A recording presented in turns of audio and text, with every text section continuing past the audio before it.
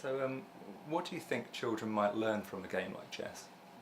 I think there's lots of different facets to it, but again, from my own experience, my daughter likes the game. So she likes the trying to catch the king, if you like. But if from an educational sort of standpoint, children, I think, learn the consequences of making certain moves.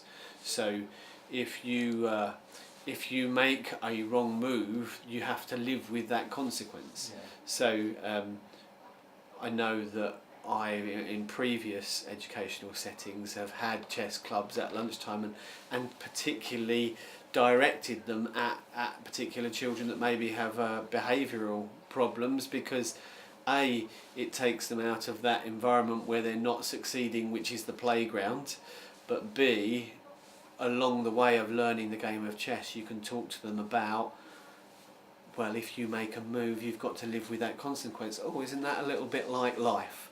Have there been any chess-based initiatives in All Saints School, or has chess at least been discussed? It has. Well, it has. It hasn't. It has in the pastoral care, as I said, already already it uses chess as a vehicle to support children when they're offloading.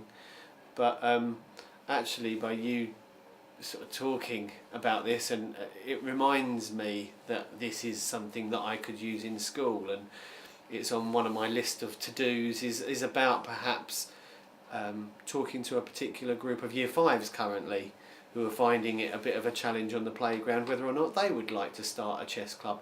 Children love setting up clubs. They love setting up a nature club or a stickman club or an art club but actually chess club would be really easy to deliver. All you need is a few sets of chess, some children who are interested, and actually they like the feel of being in charge of a club, but actually all the things that we talked about previously. So in terms of sort of going forward, I think chess club at school at All Saints would be a great thing. And what obstacles are there to bringing chess into schools, do you think? The time that goes with it, because teachers spend so much time preparing for lessons, planning, marking. We do a lot of extracurricular activities in school, but increasingly the pressures of the education system are such that I find it increasingly hard to get my staff to run extracurricular clubs, and so chess is just one of those things, and to be honest, it tends to be more of those outdoor pursuits such as football, netball, rugby, cricket that take precedent, and the chess club is probably one of the last to be thought about. Yeah. However, in terms of sort of resources, chess clubs aren't inexpensive. We do have chess sets around the school for wet play. There is no reason why we couldn't get those chess sets and have a child-run club at lunchtime. We after all, on our playground we have art areas, ball game areas, wildlife areas. There's no reason why we couldn't have a chess area. Can we do more, do you think, to make chess more prevalent in schools? If it's something that can, if you're reminded that it is something that's beneficial, shouldn't really be a barrier to you putting it in place. I'm sure the PTA, for example, if I went to them and said I need £100 for some chess sets because of X, Y and Z, because it will have this benefit for the children, they'll support me. And then it's a case of just finding out how I can make it happen, and I'm pretty sure it could be a child-led activity.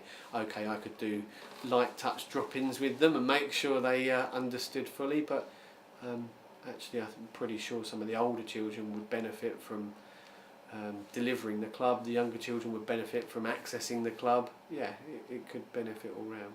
Do you see chess maybe becoming part of the curriculum 10, 20 years from now? I don't, because I don't think the people that make the decisions about education at the very top are that forward thinking enough. getting really on my soapbox now, but I feel that it's still politically led, our education system, and that whilst politicians will go and look at education systems of other countries such as Russia, but they'll especially go and look at the Scandinavian sort of education, like from Finland and so on, which is sort of the top of the international education systems. They'll go and look at that, and then they'll discover something they don't like. So the fact that children don't go to school until they're 7, and then that politically wouldn't be popular, and then they'll abort. So if I'm honest, I can't see it happening.